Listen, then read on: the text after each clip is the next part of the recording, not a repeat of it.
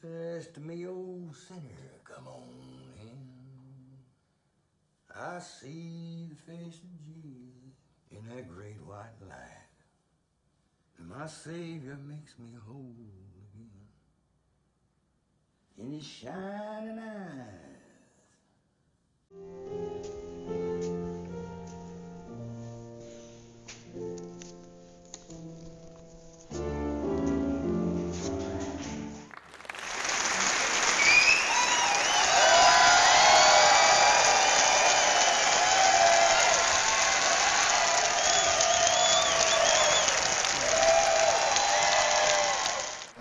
Avid brings a couple people every night to the screen, a couple of students or people that know Avid, and we all get together afterwards and chit chat. But somebody asked me to come out with a flip. Like, they just handed me a flip backstage, and they were just like, one of the Avid students wants you to shoot your perspective.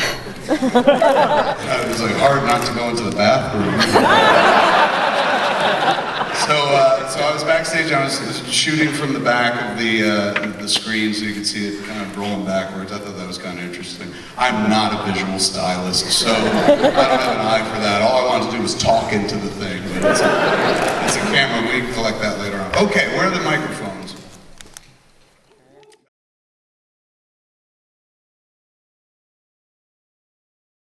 That's the weird thing. You watch it, and from screening to screening, you pick up different things that you're like, oh, I hadn't thought about that. Or, ooh, I could tighten that. Or, ooh, that's different. Or suddenly you start seeing different moments going like, wow, that's fucking, maybe that's what the movie's about. You know, it changes from night to night depending on the room.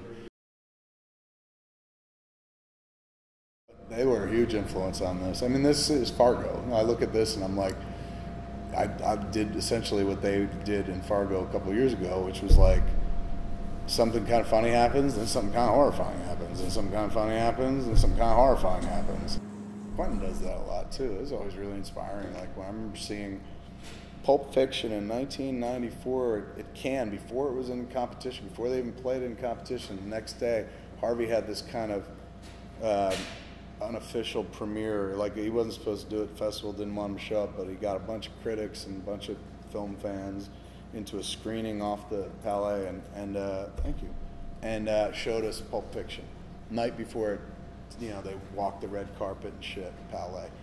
And I remember being like, oh my God, like you can do this? Like this movie's so fucked up. Like you're laughing and then suddenly fucking somebody gets shot in the face, and then you're laughing in a different, uncomfortable way, and then sometimes it's serious, and then sometimes it's not, sometimes it's goofy, and then sometimes it's saying something, you know, and it was really enlightening and wonderful, and it just took me a few years to get around to trying something as ballsy.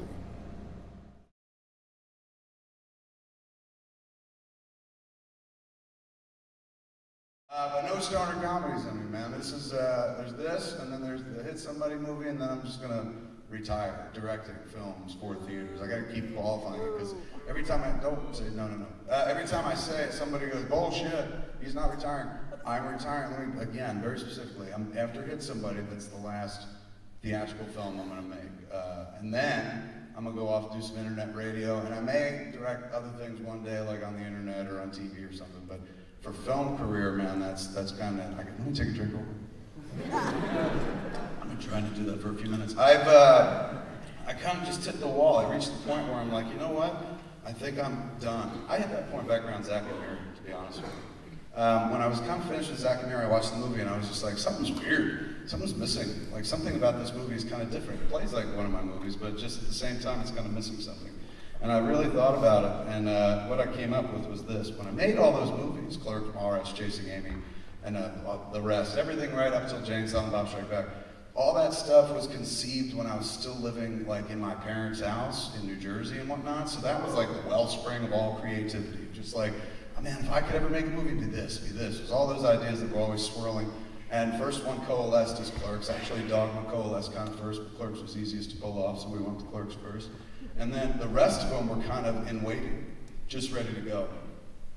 Then what happens is, by the time I get to Jane Silent Bob Strike Back, that's it. I'm kind of spent. All those flicks that I kind of had in me, the Jackson Street movies, if you will, because that's where I grew up on 21 Jackson Street in the Highlands, those flicks were just kind of gone. And I'm not a director. Never felt very comfortable being a director. I'm a writer-director, and I stress writer first and foremost. Because for me, directing was always ill-fitting. You know, it was something I didn't do very well. It's something, I always thought of me in directing the way I kind of thought about the way I wear suits. Like, you never really see me in a suit, and there's a good reason for it. If I put on a suit, I just look fucking dumb. Like, there's something about me. It's not like I look nerdy. I don't mind looking nerdy and shit. I just look weird. I look like a fat guy in a little suit. You know, I've got my childbearing hips from my mother and shit, big thighs, so like the pleats disappear on any nice pants I'm wearing. And, you know, you look at me and you're like, all right, well, he's dressed, technically, you know.